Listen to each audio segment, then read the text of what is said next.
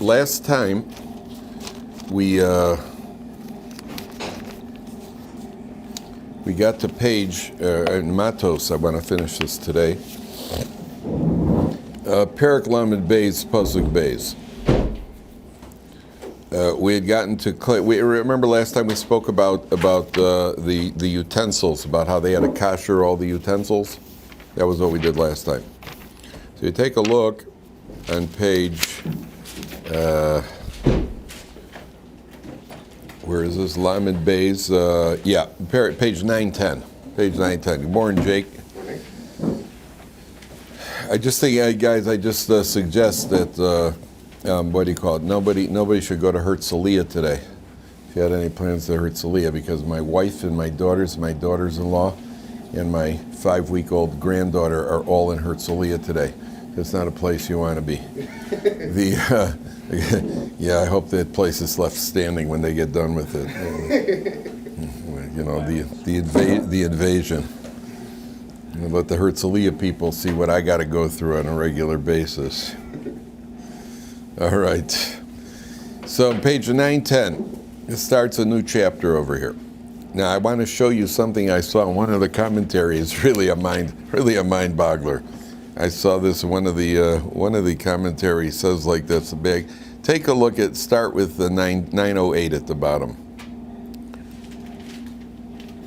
So it says where. Oh no! I'm way back. Sorry, I went to.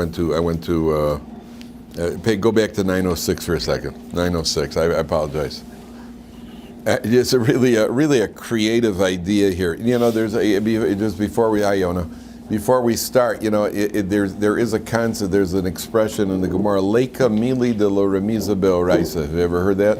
There is nothing that is not at least alluded to in the Torah.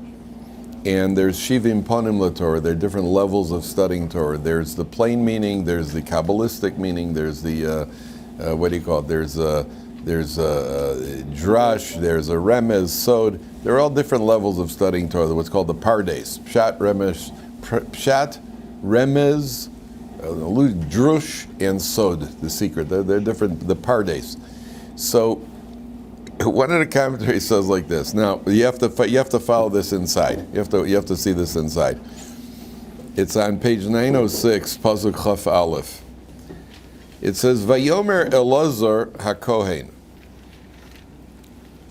You see where that is? It's 9 lines from the top. Vayomer 906. Vayomer Elazar hakohen. Now the word Elazar could break into 2 words. Kel, which is Hashem, an allusion to Hashem, and Ozer, which he helps, a Kel Ozer, who helps us. Right? Okay. So the Hashem who helps us says, El Anshe Hatzava Habayim LaMilchama, the men of the army who are coming to the war. Now what war were we fighting? First, there's a strange turn of phrase here. They just fought a war. What should the Torah be? They're coming from. It should say Meha Milchama. Why does it say Boim La Milchama? They're coming to war. It doesn't make any sense. They're coming back from the battlefront. Why does it say they're coming to war? So the Farshim say, well, this obviously alludes to a bigger battle and a bigger war, which is what battle? The ongoing battle of the yetzer hara. Now these people need, of all people, it's somebody who just won a war. Why right now I say to the people, he says to the people are coming to the war. They just won a war. Because when you win a war, you're in a different state, you're in a frame of mind where you're invincible and nobody can defeat you, and perhaps not even the yetzer hara, and you might be a little too full of yourself also, and you get confident in gaivadik, and when you're confident in gaivadik, you also drop your guard, and say, hey guys, you're coming to the war now. There's one of the Musar Sfarim says, I think the Mesilas Yesharim or the Orchos Adam, or which one says, there was an old man who saw the warriors coming back from the battlefront, and he said, you're going from the small battle into the big battle. Physical war? Physical war. Nishka. You got to fight the yetzer hara. Now that's a war. That's a battle. So that's why you notice it says, they're coming to the war. You just finished the war. No. Now you're coming, hey fellas, just a reminder. You still got a war to fight. Now you got a real war to fight, okay? Now he says like this. Elazar breaks into two words, Kel, Ozer, the Hashem that helps us. And the Hashem that helps us tells us when we want to fight the war, he says the following, Zos chukas haTorah, asher tziva Hashem al Moshe. This is the rule for succeeding in a Torah life, in the battle against the yetzer hara. First of all, ach es hazahav. Now, you have to see Rashi here for a second, because this word ach also appears in the Gemara. Rashi's going to make a quote that appears several times in the Gemara. Take a look at Rashi, where Rashi says, it's the left column, 4 lines from the top. Ach es hazahav, Rashi says, in the 3rd line of Rashi, he says, Ve'ach lashon mi'ut. Ach is a lashon of excluding. Klomar, mimu'atim atem. You are excluded, you are limited, milihishtamesh bekelim. You're limited in using these utensils. Afilu lachar tarasa mitumas ames. Even after they're purified, ad sheyitaru mibli asisur nevelos. In other words, you have to kasher them. You are limited. The word ach means you can't, that's not enough to make sure they're no longer tameh from tumas meis. You have to make sure that they're no longer treif. You have to burn them out and so on. But the word ach is a limitation. So now we go back to the pasuk. Hashem says, Kel Ozer, says to us, if you want to succeed in life, maybe Yonah turned that off, that thing is making. Thanks. He says, if you want to succeed in the Torah life, ach es hazav, first of all, put a limitation on your pursuit of gold. Ve'es hakesef, and put a limitation on your pursuit of silver. That always distracts us, chasing gold and silver. We could turn on one of these. Turn on this somewhere else, not that one. Thanks, Steve. Es ha-nechoshes. Nechoshes is used when we talk about somebody who's brazen. There's a pasuk that says somebody has a metzach nechusha, a brazen forehead. Right? So nechoshes means you got to set aside your brazenness, which is your gaiva. Brazenness means to be chutzpah. You don't respect anybody. That's coming from ego. Aches ha-nechoshes. Es ha-barzel. What's barzel? Metal. Don't be tough like metal. Don't be hard. Es ha-bidil. Set aside any differences. Hevdel. You ever hear the Hebrew word hevdel? Set aside differences that you should learn to get along with people. Ves ha-oferis. Oferis is lead. When you think of lead, what do you think of? Heavy. It's heavy. Heaviness refers to laziness. Set aside your laziness. These are all ways what the Kel Ozer is telling, very creative, is telling the Jewish people. Then he says like this, Kol davar asher yovo va'esh, in anything which has succumbed to the fire of the yetzer hara. The yetzer hara burns like a fire. Anything that has entered the fire, taviru ba'esh v'tahir. So pass it through the fire of Torah and purify it. And then he says, and what kind of fire? We're talking about somebody who really gets into learning. You're really burning away with your Torah learning. Then he says, Ach b'mei nida yischata. B'mei nida refers to waters. You have to immerse it in waters which would be purified, would be good enough for a woman who's a nida. But the waters here refers to have some tears of remorse. Ach b'mei nida yischata. Some water, some tears of remorse. Then he says, V'chol asher lo yovo b'esh. And somebody who's not able to be immersed in Torah learning with that fire of Torah constantly, at a minimum, taviru b'mayim. So move it through the waters of Torah. At least learn a little bit of Torah. So the whole thing is alluding to advice for how to succeed in life. But 1 second, here's the kicker. V'chibastem bigdeichem bayom hashavi. You should wash your garments on the 7th day. And garments always alludes to our mitos, our character traits. The Gemara says, "B'chol eis yu b'gadecha levanim." It's a pasuk. Your garments should always be white. And white is always a symbol of purity, right? White is purity. Your mitos should always be pure. They should be refined. And the 7th day you should be purified. Now, what is the number 7? Whenever you see this, and this it says by Sukkot also, the average lifespan is how many years? 70 years, right? And Sukkot Pesach, the 7 days, the searching for the chametz on Pesach, represents remove. The chametz also represents the yetzer hara, right? So the chametz, the 7 days of Pesach represents, according to the commentaries, the 70 years of a lifetime. Try to remove that yetzer hara. The pasuk says, "Yemesh noseinu bahem shivim shana." We live 70 years. V'im bigvuros shmonim shana. If we're really strong, you make it to 80. Women live longer than men, by the way, statistically. Maybe turn it back on. Sorry, women live longer than men statistically. I think nowadays the life expectancy for men is about 73, and for women is about 76, something like, or maybe 74 and 78, something like that. Women statistically live longer. We don't know why this is. We have suspicions, but we don't know. We don't know why this is. And I once heard a story. I once heard they did a study that said married men live longer than single men, but married men are more willing to die.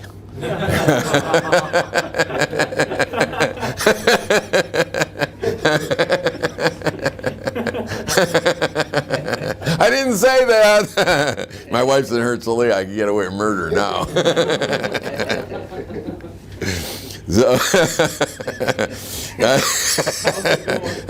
You're terrible, guys. So the best defense is a good offense. So, and then it says, "V'achar tavo el hamachane." Then you shall come to the camp. After 70 years of perfecting, working, then you come to the ultimate camp, which is Gan Eden. Right? That's what this whole section refers to. Isn't that amazing? Isn't that amazing? Very creative.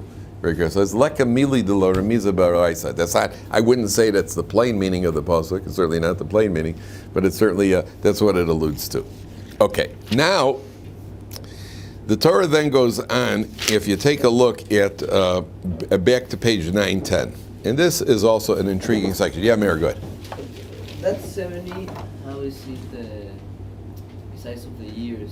How is it something achievable, so to speak, like this? I say again, I didn't. How is it achievable to purify the midot? And For 70 years, try to purify your midos.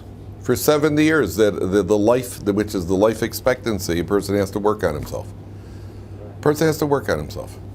And that's why we live in a society where people don't. Everything in the world we live in today, the world has become an unbelievably, indescribably selfish world.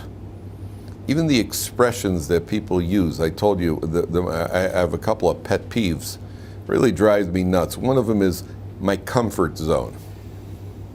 Right? It's not in my comfort zone. Not my comfort zone is just it's a lazy way of saying I don't feel like helping you. That's what not my comfort zone is. I don't feel like doing it, so we give it a fancy. The other one is I have anger. Maybe you ever hear people say there's an expression like that? Have you heard that expression? I have anger. It makes it sound like he's got a clinical problem that needs treatment, and it's a way of saying it's not your fault. It's not my fault. I have anger. Oh, you have anger, huh? Yeah, and I have a Muster Sefer for you. Why don't you learn some of it? Yeah, there's a Muster Sefer that talks about how to control anger. I have anger. That's just an excuse. All these things are excuses. It's coming from a selfish world where I don't feel like investing. People who don't bring children into the world because they're worried there isn't enough food. There isn't enough food in the world. That sort of thing. There isn't enough food in the world, right? Well, say the truth. You don't feel like bringing kids into the world because you want to live for yourself and not give to somebody else. Just say the truth. Just say the truth. Instead of making all sorts of noble excuses. That's how people do it. They're just a noble excuse. Good, I got that out of my system. All right. Take a look at page 910. Umikne Rav Hayalivne Reuven v'Livnei Gad atzu me'od. There's a tremendous amount of cattle for the sons of Reuben and Gad. Vayiru es eretz Yazer v'es eretz Gilad v'inei amakom makom mikne. They're on the other side. They're on the occupied East Bank right now. And they're on the other side of the Jordan. And they see a tremendous grazing area. Now you're going to have to ask me a question soon, gentlemen. Vayavo b'nei Gad u'b'nei Reuven vayomru el Moshe ve'el Elazar ha'kohen v'nasiya lemor. So the b'nei Gad and b'nei Reuven, they come to Moshe and to the princes of the Jewish people and say the following. Ataros v'divon, they go on. Ha'aretz asher hika Hashem lifnei hadas Yisrael eretz miknei v'lavdecha mika. Listen, we just defeated the lands of Sichon and Og on the other side of the Yarden, And it's a lot of grazing area, and we've got a lot of cattle. Hint, hint. Now, you should have a question. If you look at Pasuk Aleph and Pasuk Beis, Jake, you should get it. Between Pasuk Aleph and Pasuk Beis, you should have a question. It should jump off the page at you. Right in the words of the psukim. Nothing too involved. Reuben first, and then it's Excellent. I knew you'd get it. I knew you'd get it. The first pasuk says that Reuben and Gad had a lot of mikna. Then it says they came to the Moshe, the Bnei Gad and the Bnei Reuben. It says God before Reuben. Correct. The second time says Gad before Reuben. The first time says Reuben before Gad. Why does that really matter though? Why does it matter? Because every word and letter in the Torah matters. It wasn't written at the commercial by somebody quickly while his, what do you call it? It wasn't like, oh, let's scribble something down before the show starts again. This is written by God, and there isn't any accidents. And if it wrote it in a reverse order, then it's got to have some meaning. Otherwise, it wouldn't have done it. Now, every word has to be accounted for here, and the commentaries all jump on this. So there are several answers that are given. We're on page 910, gentlemen. There are several answers that are given. Answer number one is, if you look on ahead, if you look all the way in the book of Dvarim, when Moshe Rabbeinu gives a bracha, take a look all the way back in Parsha's Dvarim, in Zosa bracha.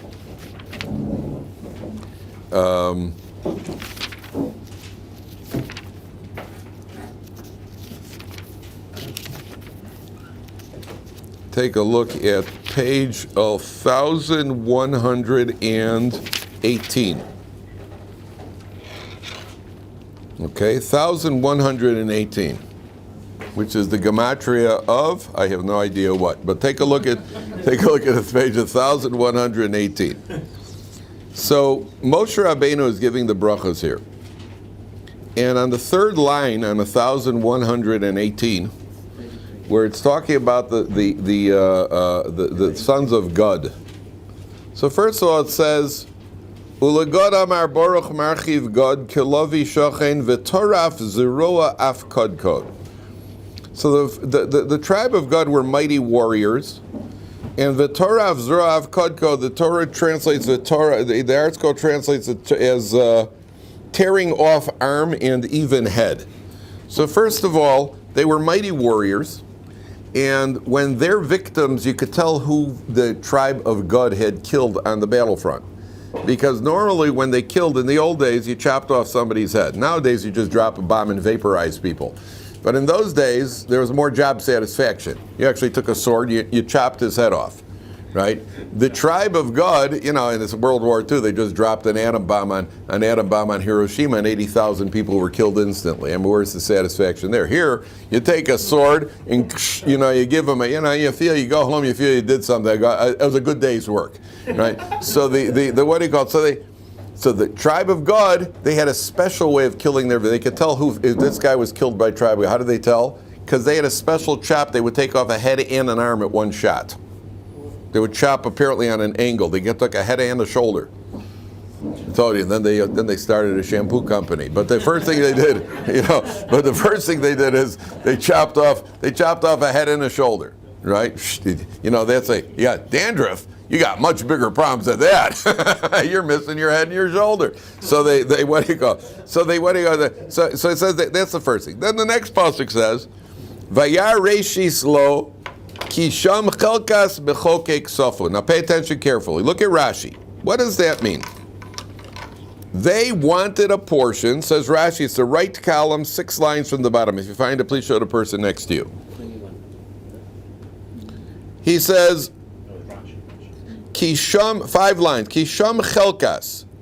Pay attention carefully. Ki yoda asher sham benachaloso chelkas de kvuras mechokek. They knew that in the portion will be the burial place of the lawgiver, the Hu Moshe. That means that the people from Gad, why were they asking for this piece of land on the other side of it? Remember, Moshe Rabbeinu never went into Eretz Yisrael. So why did they want this piece of land? Rashi says later on, because somehow they had a Ruach HaKodesh, or ascend, they knew Moshe would be buried in this portion. And they want their portion to have the burial plot, even though nobody knows where Moshe Rabbeinu is buried specifically. But they want a portion of land where Moshe is going to be buried, which is obviously for some sort of ruchni purpose.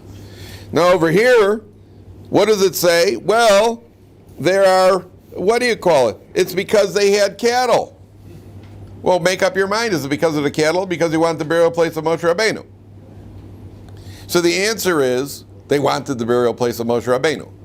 But for them to go up to Moshe Rabbeinu and say, by the way, we would like this plot of land because one day you're going to die and be buried here, there's something tactless there. There's something a little indiscreet. So they don't want to say the real reason, but the Torah tells us the real reason. How do we know the real reason? The real reason is because it puts them ahead of the tribe of Reuben when they're speaking. Because Reuben was the one, Reuben wants it because Reuben wants the cattle. But God, Shevet God, what did they really want? They want the ruchnius. They want, and therefore the second pasuk, when they come to speak and present the plan, the Torah from this point on puts the Bnei Gad ahead. From this point on, the Bnei Gad are put ahead of the Bnei Reuben. That's one of the Mefarshim says. There's another approach here, which is take a look at the life of Reuben. Reuben himself had several ideas. One idea was mixing up Yaakov's beds. One idea is he tried to save Yosef, and that didn't work. And then later on, when Yosef is captured and they have to go down to Egypt, he comes to Yaakov Avinu. He says to Yaakov Avinu that Yaakov should put his two sons to death if he doesn't bring Yosef back. Binyamin. He says, give me Binyamin, I'll take Binyamin down. And he says, put his two sons to death if he doesn't bring Binyamin back. And Yaakov Avinu says, okay, forget about it, but they're not. They're his sons. They're not my sons. They're my grandchildren. But till Yehuda comes along and says, okay, listen, I'll take Binyamin. So 3 times Reuven himself has tried something and never worked out. So this is my own idea. Then I saw 2 of them confirmed, one by the Al-Shich and one by the Shach. It says exactly this, that the idea was Reuven's, but who's going to present it? Who's going to present it to Moshe Rabbeinu? Let God do the talking. And for another reason, if God does the talking, there's always a sense over here, okay, we want to stay here. We want to stay here, and Moshe Rabbeinu says, what, you're too afraid to go into Eretz Yisrael and fight a battle? So the first thing is that God comes over, and they're known as the warriors. But they're the ones that come out, listen, we want to go in, we want to stay here. And nobody suspects it because they're afraid. So they're not going to spook the people. If it's a guy who's a chicken, and he's known as a chicken, right? I don't think there was ever a street I didn't cross when I saw somebody walking in the other direction. And I grew up with my friends all going, buck, buck, buck. Every time I saw somebody, I said, guys, let's cross. Oh, Kaplan, you chicken. Right? Because I crossed, didn't matter. Old lady, didn't matter who it was. I crossed the street. I said, one of mine, I was walking with a friend of mine, and said, oh boy, a couple of guys, we're going to get beat up. He says, maybe you will, I'm not. But they're not chickens. They're tough. They're God. Number 1. Number 2,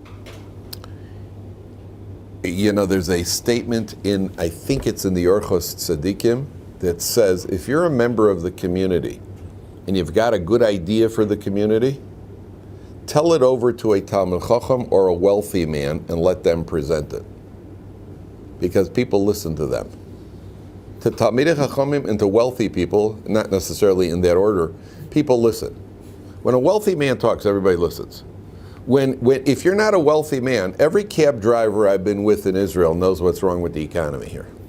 He knows how to fix the economy, except that he's driving a cab. Right? If you're so smart, why aren't you the treasurer? That's the attitude. If you know so much, why aren't you doing it? When a wealthy man, if Warren Buffett would come walking in here, I guarantee you from the minute he opens his mouth, you hear a pin drop. Because there's always this sense, well, if he's rich, he must know something, right? He must know something, number 1. Number 2, there's always that feeling maybe somebody will rub off on me, just by osmosis.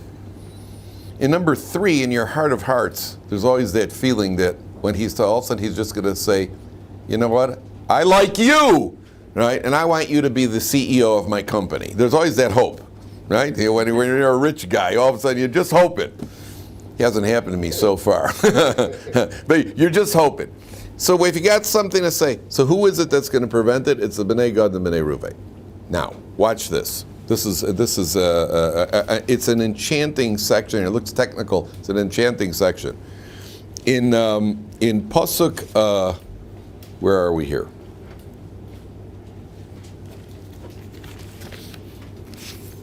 One second, I've lost. Okay, here we go. Take a look at pasuk Tezai. So they present this idea, and Moshe Rabbeinu turns on and says, "Why are you rocking the boat? Why are you rocking the boat? The last time the people didn't want to go into the land, they got a what do you call it? You're just stirring up trouble." So take a look at pasuk Tezai, page 912. Vayigshu elav, they approach Moshe Rabbeinu. And they say, "Listen, hear us out. Gidros son nivna lemiknena po. We're going to build corrals for our cattle. Ve'orim letapenu, in cities for our children. Va'anachnu necholetz chushim lifnei bnei Yisrael. We'll go at the head." How does he translate it in the art school? What's his turn of phrase for necholetz chushim? The vanguard. Ooh, I always wondered what that meant. The vanguard. I always thought vanguard was the back. I guess vanguard's the front. We'll go out ahead. We'll be the vanguard, right? We'll go ahead of the Bnei Israel, ad asher hevionu mil makomam, till they bring them to their place. V'yoshav tapenu ba'orei hamivtzor ipnei yoshvei ha'oretz. Our children will stay here in our fortified cities. Lo nashu vel batenu. Listen to the deal they're making. We will not go back to our homes. Ad hisnachel Bnei Yisrael ish nachaloso. We won't go back. That means 7 years of conquest and 7 years of distributing the land. Will stay here. I don't know if it means they'll stay here permanently. It could be they go home for Shabbos or something. But we're not. We'll have a presence here. We will not take a portion with them on the other side of the Yarden. We want to stay over here. That's the deal they make. That's what they're offering. They're saying to Moshe Rabbeinu, we're not trying to spook the people. We're not afraid. We're willing to go in. We will go in, and we will go in, and we'll lead the fight. And we'll stay here for the 14 years necessary, till everything's taken care of. Just let us have it. I'm proving to you we're not afraid. So they're taking the task for this, gentlemen. Now, what are they taking the task for? The actual request itself is not terrible. What they're taking the task for is the order they put things. If you look back at pasuk 16, they approach him and they say, "We will build corrals for our cattle and cities for our children." What's more important to you, your possessions or your children? Where are your priorities in life? What's more important to you? You're putting your cattle ahead of your children? What happened to you? And so they're criticized for that. So Rav Weinbach Zatzal, the Rosh Yeshiva, he once said, there's a much deeper idea here. They weren't money lovers. What, they just loved their money? Obviously they cared about their children. Obviously the number one thing in your life is your children. Obviously the number one thing in your life is your children. What happened here? What happened here? They loved their money so high. I don't know. You remember Thurston Howell III in Gilligan's Island, just loved his money. These guys don't know anything. They're not uncultured, what I tell you. If you guys would grow up, and we grew up, and everything on TV, the sitcoms were so sophisticated, that was such a dumb show. Really, it's an insult to anybody's intelligence. But these weren't people who, these weren't people, now Batman, that was deep. These weren't people who were money grubbers. So what is this? Rav Weinbach said this is alluding to that attitude, and pay attention very carefully, gentlemen. This is alluding to the attitude that first I need a solid material foundation. Then I could worry about having a family and bringing children into the world. And that's not the Torah's attitude. The Torah's attitude is you bring children into the world. Kosh Baruch will take care of the parnasa. And even more than that, we find that when it comes to people, when it comes to learning. Well, I'd like to spend more time learning, but I got to worry about my parnasa. I got to worry about my livelihood. Now, I've said many times that this is all, in principle, that's the attitude. Obviously, we have to behave responsibly every step of the way. We do not have the right, a person does not have the right to say, I want to study Torah, somebody support me. It doesn't work that way. Or, I have faith in God. Right? It doesn't work that way. You have to have a responsible plan. But the idea that you got to build a foundation and it's got to be rock solid and that's not a Torah attitude. Torah attitude is you have a responsible plan, and there is a God who's running the world, and we're not running the world. And as long as you behave responsibly, so you could do it. But there's got to be, and sometimes to know where are you being responsible, where not. So obviously you have to have a rav or a mentor, somebody who has input and can tell you what is considered responsible, what not. But the idea that a person, sometimes a guy just says, what are you going to do for a livelihood? I have tremendous emunah. I have tremendous faith. Sorry, you're not Rabbi Yosef Chaim Sonnenfeld, and you're not the Vilna Gaon. You're going to have to have a responsible plan. Nobody advocates irresponsibly. Rav Gottlieb once said, "Don't confuse bitachon with irresponsibility." Right? You have to have a responsible plan. But the idea that we need a solid foundation and it's got to be this before that doesn't exist. That's not a Torah attitude. Okay. So Moshe Rabbeinu then says to the people, okay, now I want to show you one more point here. Take a look. Moshe Rabbeinu says, he goes through, and pay attention carefully. Vayomer Alei Moshe, Pasuk Chaf. Im ta'asu nes hadover hazeh, if you do this, im techoltzu lifnei Hashem lamilchama, if you go before Hashem to war. Notice he says if you go before Hashem to war. Ve'ovar lachem kol cholutz es hayarden lifnei Hashem, again, lifnei Hashem. Ad horisho es over until drive out the enemies. V'nichbesha ha'aretz lifnei Hashem, and the land is conquered before Hashem. Ve'achar toshuvu v'isem nekim Hashem Yisrael. Then you could go back and you will be clean in the eyes of Hashem and Yisrael. Ve'hoisa ha'aretz azos lachem la'achuzu lifnei Hashem, and this land will be your portion. V'im lo sa'asun kain, and if you don't, hine chatasem la'Hashem, you've sinned to God. V'de'u chataschem asher titzlachem, and you're going to get there'll be accountability. Whoa, we were doing so well just now. We're cutting a deal. We were negotiating so well, we came along and said what we'll do, and you said, well, if you do this, you'll get, but if you don't, you're a bunch of sinners and you're going to burn. What happened? All of a sudden, Moshe goes flying off, all of a sudden at the end like that. Why so aggressive? So, the Mefarshim say, if you look at their terminology, they never used Hashem's name.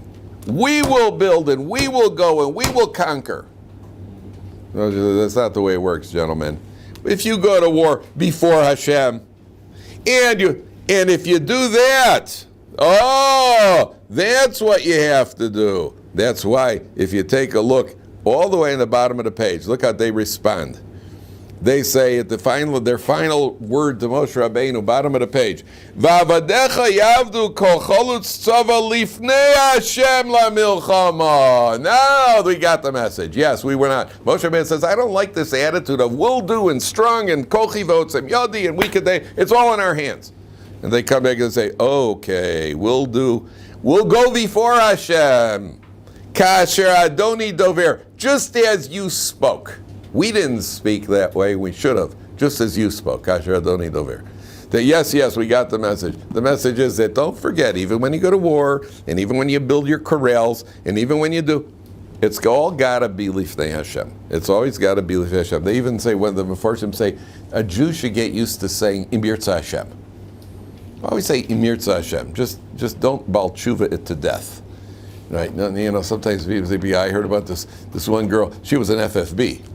She was a seminary girl. We came to Israel. She got real, a frum seminary girl. She came home and she was all rah-rah Yiddishkeit type of thing, And every other sentence was Mir Hashem, Mir Hashem. Oh, Mir Hashem, Mir Hashem. Finally, her father said to her, listen, Reb Moshe Feinstein is very frum. And he doesn't say Mir Hashem every other sentence. You don't have to either. Don't. And it's all nice. And sometimes I was recently met somebody, a lady who every other sentence was, oh, Mirz Hashem, oh, Baruch Hashem, oh, Mirz Hashem, Baruch Hashem. Put on, save the show for somebody else. Oh, please, wow, this chicken is so good. Baruch Hashem, listen, let me eat. And sometimes the best one is where people get it mixed up. Where people get it, hi, how do you feel? Oh, bleed netter.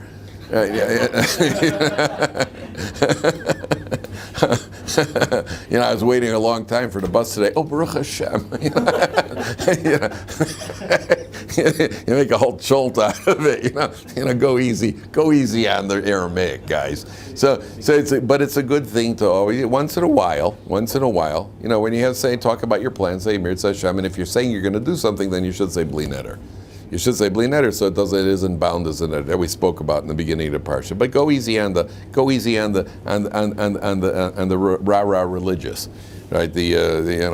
Sometimes the temperature's a little too high. Today in shul, there's a kid in the shul who was davening real loud. The guy was letting everybody know that he's davening.